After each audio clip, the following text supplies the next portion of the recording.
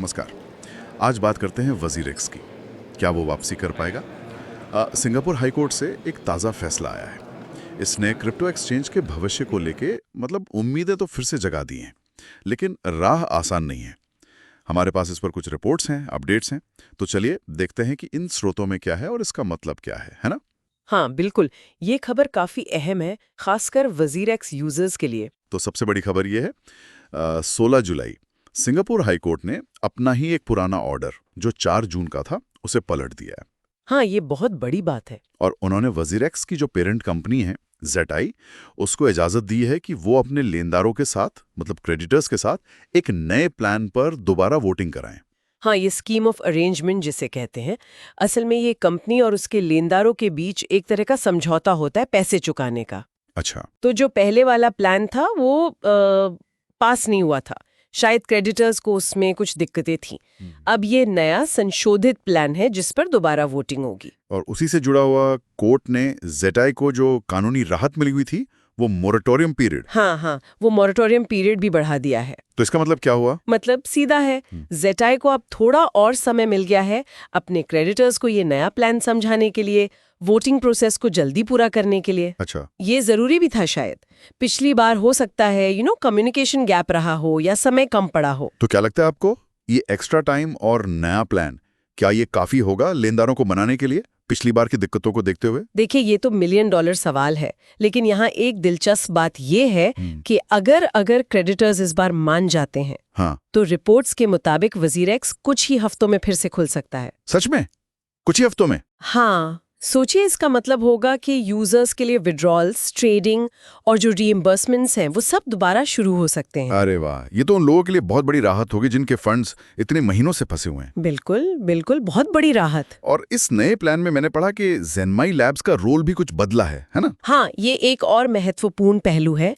जो को-फाउंडर है निश्चल शेट्टी, उनके हवाले से ये बात आई है कि इस संशोधित योजना में भारत में जो रजिस्टर्ड एंटिटी है ज़ेनमाई लैब्स, उसकी भूमिका काफी बढ़ाई गई है। अच्छा, कैसे? लगता है कि जो मुख्य वितरण होगा पैसों का, वो अब इसी भारतीय कंपनी के जरिए करने का प्लान है। तो ये भारत के रेगुलेशंस को ध्यान में रख के किया गया होगा? हाँ बिल्कुल, ये कदम साफ तौर पर भारत के जो रेगुलेटरी नियम कानून हैं, उन बाधाओं को आसानी से पार करने के लिए उठाया गया लगता है।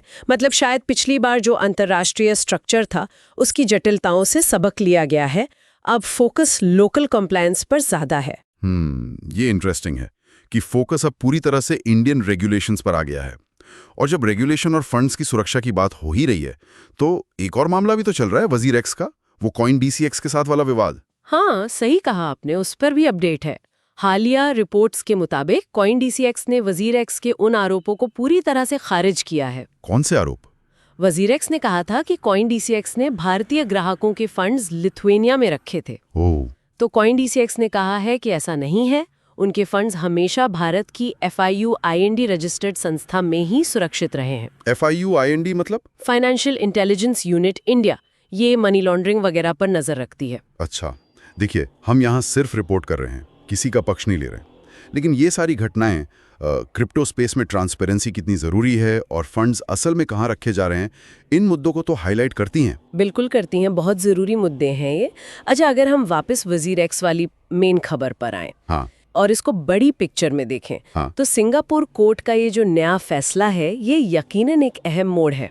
हाँ, एक उम्मीद तो जगी है। बिल्कुल, इसने वजीरेक्स और उसके लेनदारों दोनों को एक दूसरा मौका दिया है।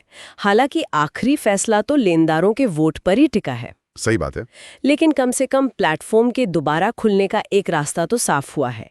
अब आने वाले हफ्तों में शायद वोटिंग शेड्यूल और पैसों की वापसी की प्रक्रिया पर और क्लैरिटी आएगी। तो संक्षेप में कहें तो वजीरेक्स के लिए ये एक क्रिटिकल मोमेंट है।